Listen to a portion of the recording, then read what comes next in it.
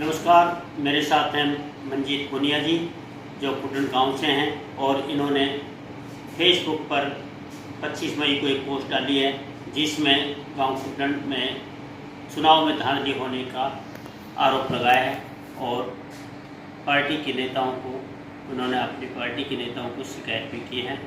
मंजीत जी से जानते हैं कि क्या शिकायत है। जी मंजीत जी।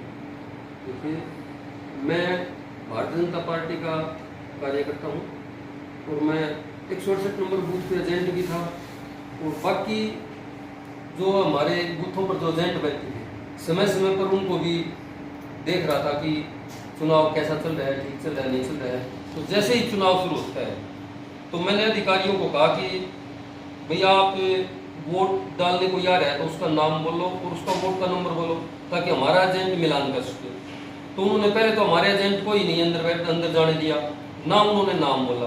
ये व्यवस्था हमने बनाई, उसमें लगभग एक घंटे का समय भी लग गया था। तो जब ये व्यवस्था बन गई, एक बूथ पे 168 नंबर बूथ पे ये व्यवस्था बन गई, हमारा एजेंट जो है पार्टी का वो अंदर बैठा है, वो नाम बोल रहा है।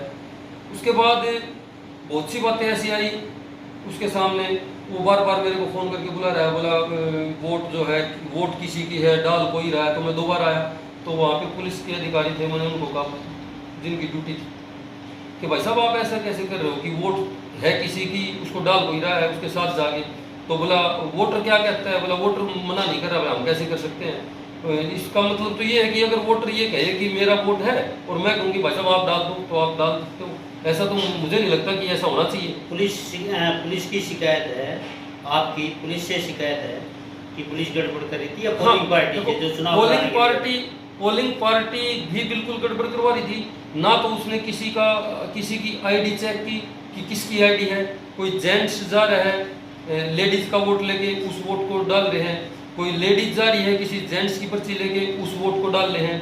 तो इस प्रकार से डाल हुई है। फिर मैं दोबारा दूसरे बूथ पे जाता हूँ 169 नंबर बूथ पे, तो वहाँ जाके देखा कि हमारी पार्टी का जो एजेंट था वो बैठा था। मैंने उससे कहा कि भाई ऐसे कैसे बैठे हो, आप निशान लगाओ जो वोट पड़ रही है उस पर। तो उसने जो है ना वो अपनी लिस्ट ले रहा था, वोटर लिस्ट, उसने वोटर लिस्ट को फेंक के मारा, बोला निशान कहाँ लगाऊं, कोई नाम ही नहीं बोल रहा। जब मैंने उनको कहा है कि भाई आप जो है नाम बोलो, पोलिंग पार्टी को कहा कि आप नाम बोलो और एजेंट को बताओ कि किसका वोट डल रहा है, उन्होंने कुछ नहीं नाम बोले।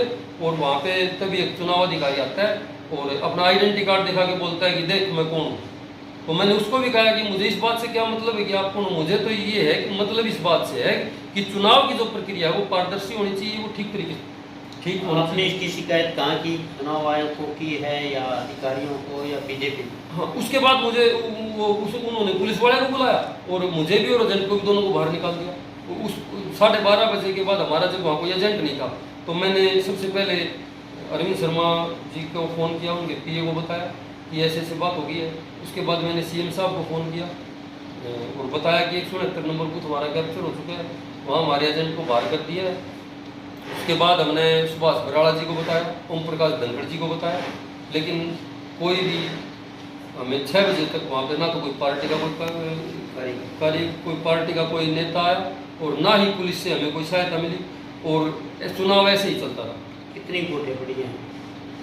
हमारे गांव में लगभग 2465 की पोलिंग हुई है, जिसमें से मुझे लगता है कि 500 वोट जो हैं वो बोगस पड़ी है या धांधली से पड़ी है। कुल कितनी वोटें हैं? हमारे गांव में 3849 वोट है। और आप क्या चाहते हैं, क्या होना चाहिए? नहीं, हमें तो देखो जो चुनाव है तो उसमें कैमरे भी लगाए हैं प्रशासन ने। कैमरे किस लिए लगाए? जब जिस बूथ की शिकायत है मैंने फेसबुक पे 12:30 बजे डाल दी थी कि भाई इस प्रकार से चुनाव में गड़बड़, तो 12:30 से जो हमने फेसबुक पे डाल दी, सीएम साहब को बता दिया। सीएम साहब के वहाँ से भी पीए ने फ़ोन उठाया तो उन्होंने भी कहा है कि भाई हम एसपी साहब को बोलते हैं। मेरी मांग ये है कि चुनाव आयोग उन कैमरों को चेक कराए। अगर मैं झूठ बोल रहा हूँ तो मैं दोषी हूँ। देखो, किसी भी अफवाह को फैलाना गुनाह है। अगर ये अफवाह है तो मैं उसका मैं गुनाहगार हूँ, लेकिन ये सत्य है कि इस प्रकार की धांधली हुई है और वो मेरे ही गांव के लोग हैं, वो कोई मेरे दुश्मन थोड़े हैं। देखो, वोट का अधिकार सबका है, लेकिन वोट का अधिकार हर व्यक्ति को अपनी वोट का अधिकार है। ऐसा नहीं कि मैं 4 वोट डालूं, 5 वोट डालूं, पारदर्शिता है नहीं।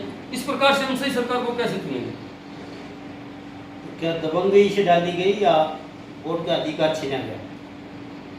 दबंगई तो इस प्रकार से दबंगई तो नहीं हुई, लेकिन पोलिंग, जिनकी पोलिंग करवाने की ड्यूटी है, जिनका वोट पोल करवाने की ड्यूटी पे जो लोग आए हैं, उन्होंने ईमानदारी से अपना काम करना चाहिए था। वो बिके हुए थे, बिल्कुल साफ दिखाई दे रहा है। उन्होंने भेदभाव करना नहीं चाहिए था, उन्होंने भेदभाव किया।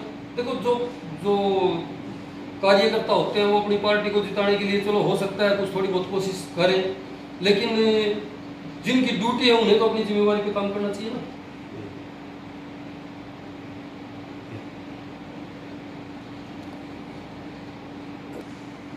ये जो सारी व्यवस्थाएं बनी हैं, तो इसके लिए आप किसे जिम्मेदार मानते हैं? प्रशासन को, पार्टी को, या गांव के उन लोगों को?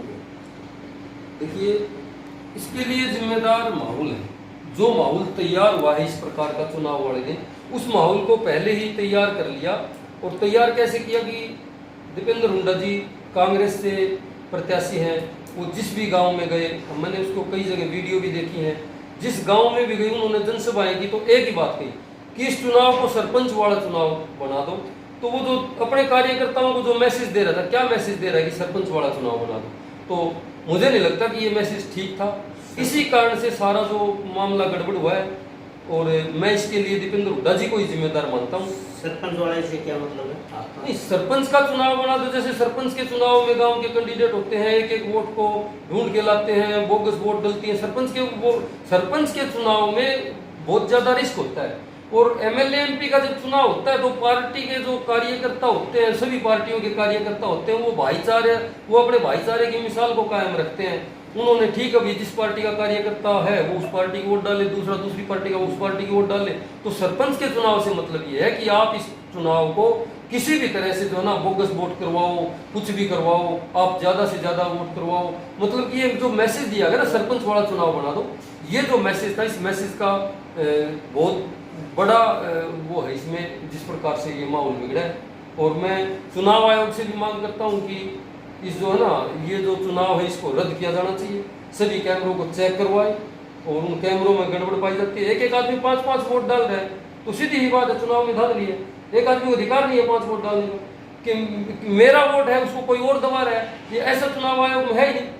चलो ठीक है, कोई बुजुर्ग है तो उसके परिवार का ब्लड रिलेशन का कोई व्यक्ति दबा सकता है, ठीक है भाई, वो उसका बटन दबा दो। लेकिन एक स्वस्थ है, बिल्कुल ठीक है, और उसके बटन को कोई दूसरे पन्ने का या कोई दूसरी कास्ट का दबा रहा है, तो इस प्रकार से मुझे नहीं लगता कि चुनाव ठीक है।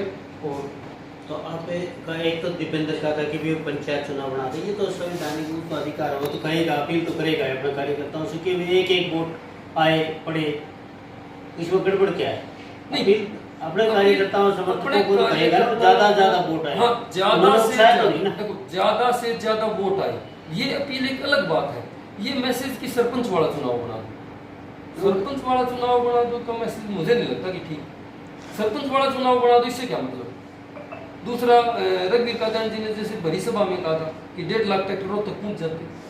नहीं, चुनाव हो रहा है, गिनती हो रही है, प्रशासनिक व्यवस्था है, कानून है, सब कुछ है। आपको कानून पे भरोसा नहीं है? देखो, चुनाव में वोट डालने का अधिकार सबका है, लेकिन जिस प्रकार से अगर आप बोगस वोट डाल रहे हो तो उसमें पारदर्शिता का है।